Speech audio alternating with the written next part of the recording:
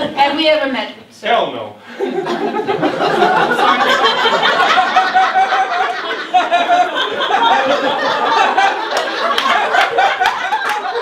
Your honesty, though refreshing, is a little intimidating when I realize how very popular I am. And so, sir, with your help, we're going to bring on the world's most intelligent, smart-aleck Smarty Pants. Sir, I need you to be my hands, my arms, for when I'm in the state as the world's greatest expert on everything, from the St. Valentine's Day Massacre to Cheerios, you will be the hands and arms which shape my very thoughts. Now, in order for this to happen, all you have to do is move your hands and your arms in such a way that expresses what I'm saying. For instance, if I were to say, "Let me ponder that," you would perhaps do this. If I would say, "Well, slap my face," see where this is going. Now, you are entirely in control of your hands. I'm going to step to the side because I know that Mike there is not very comfortable around flying hands. And why do they call him Mike anyway? Why not Phil or Cynthia? Hello, Cynthia.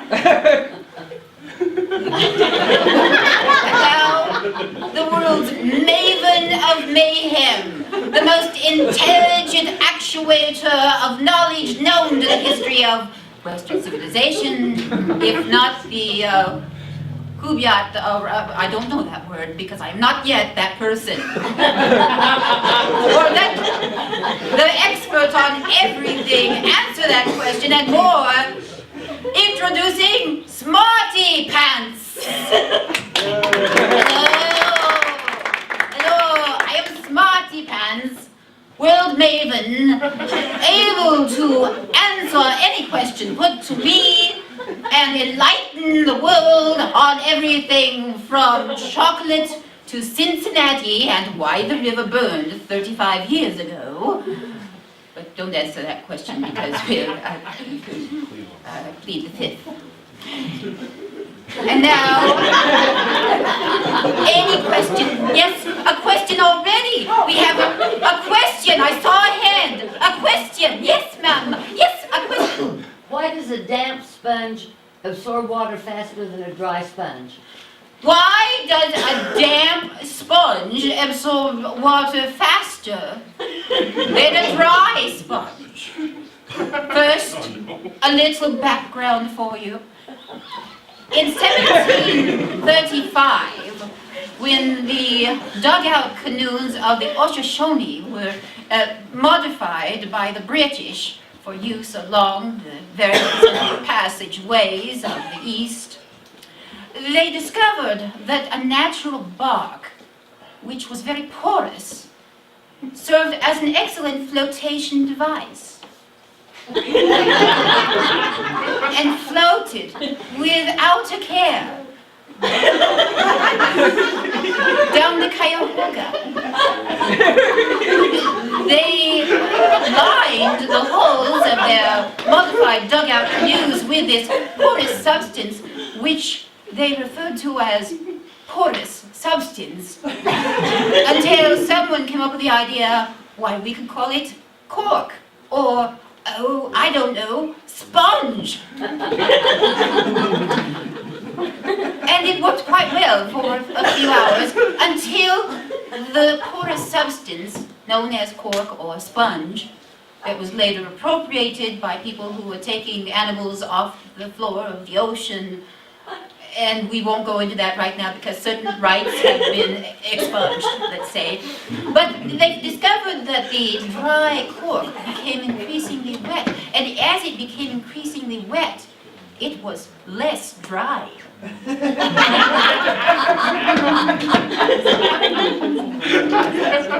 And when this happened, they discovered that when they lifted the canoe out of the water, it was incredibly heavy.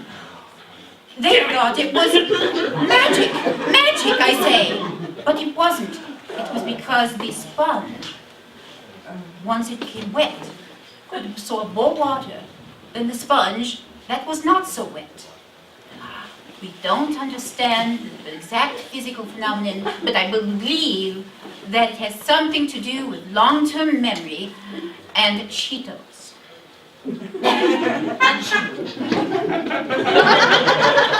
Next question, please. Yeah. Now, you back there in the pink.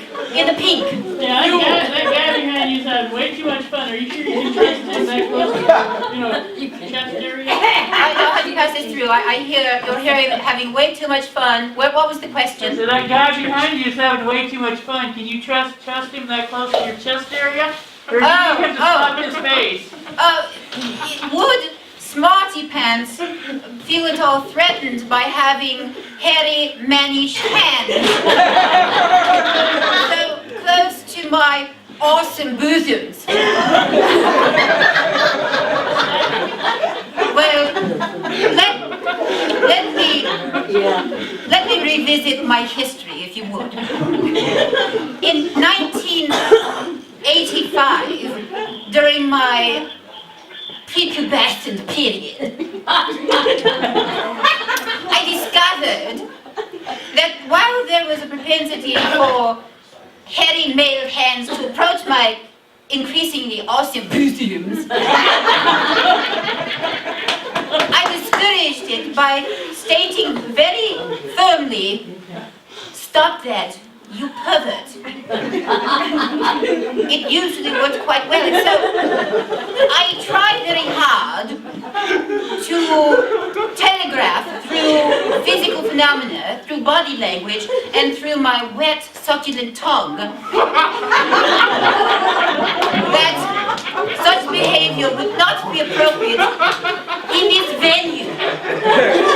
Does this answer your question? Next question, please. Next question, please. I think we have time for one more question before we must expire.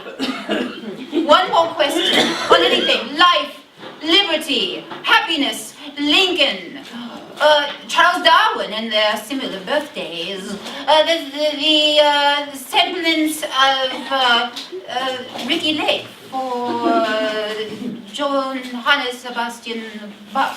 Yes, ma'am. How did Valentine's Day get started? How did Valentine's Day get started? Romantics since the age of Aristotle have wondered about just this fact.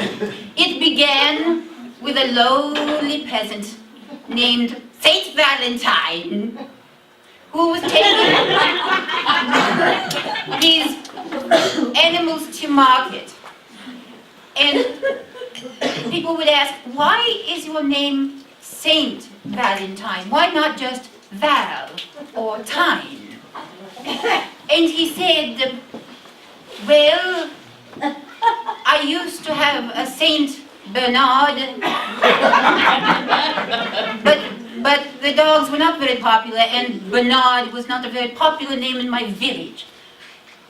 However, my cousin Val, a valley girl from a Mesopotamian valley actually, discovered, much to her chagrin, that I forgot the question. What was it?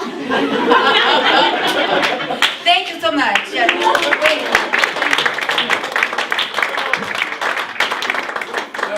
In closing, I just want to say that if I've offended some of you this evening, I am truly, truly sorry. I tried to offend everyone.